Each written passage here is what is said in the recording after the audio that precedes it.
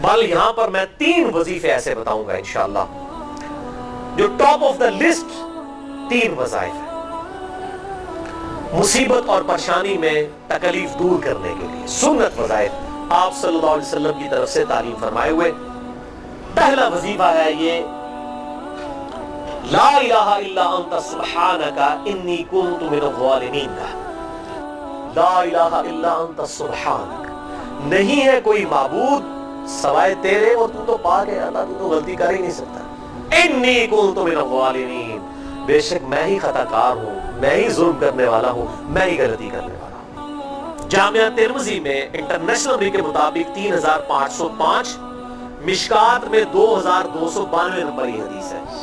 اور قرآن حکیم میں تو ہم پڑھ چکے ہیں سورۃ الانبیاء آیت نمبر 87 اور 88 میں آپ صلی اللہ علیہ وسلم نے ارشاد فرمایا کہ یونس علیہ السلام نے مچھلی کے پیٹ میں اپنے رب کو ان الفاظ کے ساتھ پکارا تھا،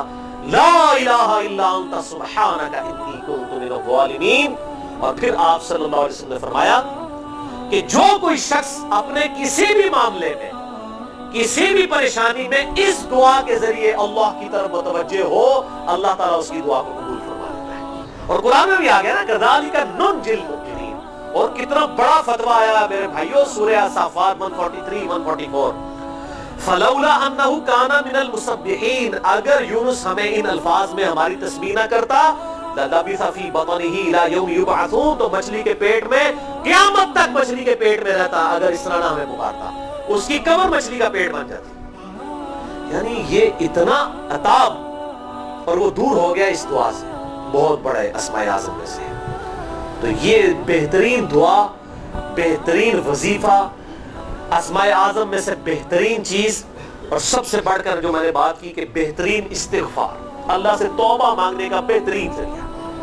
آپ دیکھیں اللہ تعالیٰ کی کوالٹی کو کس طریقے سے انہوں نے اپنے لیے جو ہے وہ ذریعہ بنایا نجات کا۔ کہتے ہیں نا وہ کسی کے انسٹنکٹ پہ بات کرنا، کسی کی جبلت پہ، انہوں نے اللہ تبارک و تعالیٰ کی ایک خاص کوالٹی تھی جس کے ساتھ انہوں نے اللہ کی طرف دعا کی۔ وہ کیا؟ بڑی انٹلیکچوئل دعا ہے، لا الہ الا انت، اے اللہ تیرے سوا کوئی معبود نہیں ہے۔ یہ توحید کو پہلے نمبر پہ لے گئے، انت سبحانک، اے اللہ تو تو پاک ہے، تو تو غلطی کر ہی نہیں سکتا کیونکہ تو تو پاک ہے۔ انی کنت من الظالمین، میں تو انسان ہوں، میں تو غلطی کروں گا۔ اب جب اللہ تعالیٰ کو آپ اس طریقے سے کہیں گے اللہ تیرے کو تو غلطی نہیں ہوتی، میں تو بندہ آنا تے غلطی تے کراں گا، کیا زبردست انداز ہے اللہ کو پکارنے کا۔ اس پہ پھر نجات ہی ملنی تھی نا۔ اللہ تعالیٰ کی وہ کوالٹی انہوں نے ذکر کی ہے، اللہ میں تو بندہ ہوں نا تو غلطی کروں گا نا، تجھ سے تو غلطی نہیں ہونی، تو تو پاک ہے، غلطی تو میں نہیں کرنی ہے نا، تجھ سے تو ہو نہیں سکتی، جب میں کر بیٹھا ہوں تو معاف کر دینا۔ بہترین دعا ہے واللہ، بہترین استغفار ہے، اور صحیح بخاری اور مسلم کی متفق علیہ حدیث ہے، جب آپ تشہد میں بیٹھو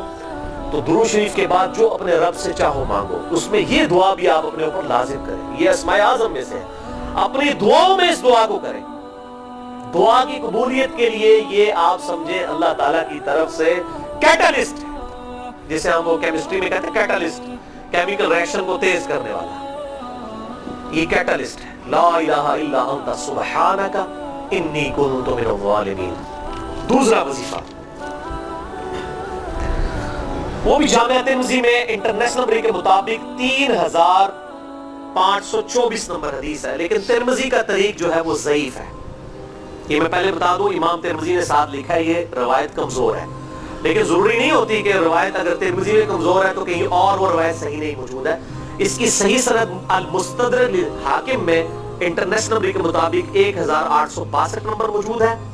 اور سنن نسائی الکبریٰ میں 10492 نمبر ہے، اور مشکات میں بھی 2454 نمبر حدیث ہے انٹرنیشنل نمبر کے مطابق۔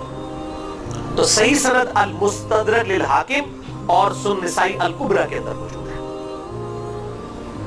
اور وہ وظیفہ ہے انس بن مالک کہتے ہیں اور سعد بن ابی وقاص کہتے ہیں رضی اللہ تعالی عنہما وعلیہم السلام، کہ آپ صلی اللہ علیہ وسلم کو جب کبھی کوئی تکلیف یا پریشانی پہنچتی تو آپ صلی اللہ علیہ وآلہ وسلم ہمیشہ ان الفاظ میں اپنے رب کو پکارا کرتے ہیں، یا حی یا قیوم برحمتک استغیث، اے خود سے زندہ ہر چیز کو تھامنے والے، میں تیری رحمت کے ساتھ تیری مدد کا سوال کرتا ہوں۔ استغیث بولیں گے نا الف کے ساتھ، حمزہ کے ساتھ، تو یہ سنگولر کا صیغہ ہوگا، اور اگر ہم بولیں گے نستغیث نون کے ساتھ تو یہ جمع کا صیغہ بن جائے گا۔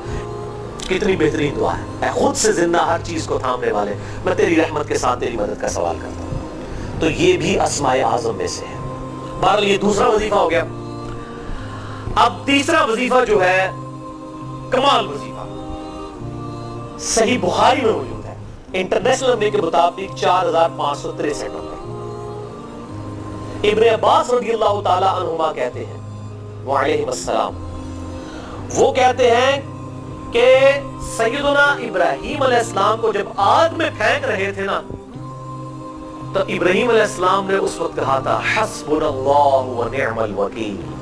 ہم نے اللہ ہی پر بھروسہ کیا اور وہی بہتر کارساز ہے۔ اور تمہارے نبی صلی اللہ علیہ وسلم کو بھی جب مصیبت اور پریشانی آتی تھی وہ بھی پڑھا کرتے تھے حسبنا اللہ ونعم الوکیل، ہم نے اللہ ہی پر بھروسہ کیا اور وہی بہتر کارساز ہے۔ اس کے اندر وہ شعر جو بنا دیا نا، نعم المولا ونعم النصیر، ویسے الگ سے آیت ہے، الگ سے آیت ہے، لیکن یہ شعر نہیں بنانا، بس اتنا ہی وظیفہ ہے، حسبنا اللہ ونعم الوکیل۔ اور یہ جو انہوں نے کہا کہ نبی صلی اللہ علیہ وسلم یہ کہتے تھے، اس کا ذکر الحمدللہ قرآن میں بھی موجود ہے، اس سے بھی بڑھ کر سورہ آل عمران کی 173 نمبر آیت میں ہے کہ جب نبی صلی اللہ علیہ وسلم اور اہل ایمان کو یہ خبر پہنچی کہ کافر ان کے خلاف سازشیں کر رہے ہیں، تو نبی اور اہل ایمان نے پکارا حسبنا اللہ ونعم الوکیل۔ تو حسبنا اللہ ونعم الوکیل قرآن کی آیت بھی ہے، اور یہ ہے وہ آیت، وظیفہ قرآن میں آیا ہوا ہے، یہ آل عمران 173 اور صحیح بخاری 4563۔ اور مجھے بڑا وجد آیا کہ ابراہیم علیہ السلام کو جب آگ میں پھینکنے لگے تھے، انہوں نے اس وقت اللہ کو ان الفاظ کے ساتھ پکارا حسبنا اللہ ونعم الوکیل۔ اچھا، یہ جتنے بھی وظیفے نا میرے بھائیوں، ان کا فائدہ اسی وقت ہے جب آپ کو ترجمہ بھی ان کا آتا ہوگا، ورنہ آپ روزانہ جتنی مرضی تسبیح کھینچتے رہے کوئی فرق نہیں پڑے۔ اس لیے میرا ایک پرسنل مشورہ ہے کہ جب بھی یہ وظیفہ پڑھے نا آپ، اردو ترجمہ بے شک آتا بھی ہونا، ایک دفعہ اپنی زبان میں اس کو ریپیٹ کریں، یعنی آپ پڑھیں حسبنا اللہ ونعم الوکیل، میں نے اللہ ہی پر بھروسہ کیا اور وہی بہتر کارساز ہے۔ آپ دیکھیں یہ صوت القرآن چینل میں جب وہ عربی چل رہی ہوتی ہے، جیسے ہی وہ مراج الدین خان کا ترجمہ شروع ہوتا ہے نا، کیسے کب کبھی تالی ہو جاتی ہے، وہ ہماری زبان میں بات ہو رہی ہوتی ہے نا، عربی ابھی تو نہیں قیام اللیل میں رو رہے ہوتے، ان کی زبان میں بات ہو رہی ہوتی ہے، اپنی زبان کا اثر ہوتا ہے۔ اسی طریقے سے آپ لا الہ الا انت سبحانک انی کنت من الظالمین، یا حسبنا اللہ ونعم الوکیل، یا حی یا قیوم برحمتک استغیث، جو بھی وظیفے پڑھیں نا، ایک دفعہ ان وظیفوں کو جب آپ الگ سے دعا مانگ رہے ہو، اس وقت اس کو آپ اپنی زبان میں بھی دہرائیں، اور اس کے لیے کوئی تسبیح نہیں کھینچنے کی ضرورت کہ آپ نے اتنے 100 دفعہ پڑھنا ہے۔ تسبیح تو ویسے ٹھیک ہے، وہ آپ استعمال کر سکتے ہیں، لیکن آپ چلتے پھرتے اٹھتے بیٹھتے ہر وقت جس حالت میں بھی، اور صحیح مسلم میں حدیث ہے کہ یہ جو وظائف ہیں ان کے لیے تو کوئی وضو بھی کیا غسل بھی پروٹوکول نہیں ہے۔ ام عائشہ کہتی ہے نبی صلی اللہ علیہ وسلم حالت جنابت میں بھی اللہ کو یاد کر لیا کرتے ہیں، صحیح مسلم میں حدیث موجود ہے، جنابت والے چیپٹر میں ہر حال میں اللہ کو یاد کرتے تھے۔ اور جو قرآن میں بھی دعائیں یا اذکار آئی ہیں نا، جب آپ حالت جنابت میں بھی اس کو کریں گے نا، تو اس پہ قرآن کا حکم نہیں لگے گا۔ تو جامعہ ترمذی اور ابو داؤد میں جو حدیث ہے کہ حضرت علی کہتے ہیں نبی صلی اللہ علیہ وسلم کو حالت جنابت کے علاوہ کوئی اور حالت قرآن پڑھنے سے مانے نہیں ہوتی تھی، تو اس سے مراد قرآن کی تلاوت ہے۔ اگر قرآن کی دعائیں جیسے ہیں بسم اللہ الرحمن الرحیم بھی تو قرآن ہے، سبحان اللہ بھی تو قرآن ہے، الحمدللہ بھی تو، یہ اذکار جو ہے نا، جب آپ اذکار کی نیت سے پڑھو گے پھر قرآن میں شمار ہوں گے، ذکر شمار ہوں گے، اور اس کے لیے نہ وضو پروٹوکول ہے اور نہ غسل کا ہونا ضروری ہے، ہر حال میں اللہ کو یاد کریں۔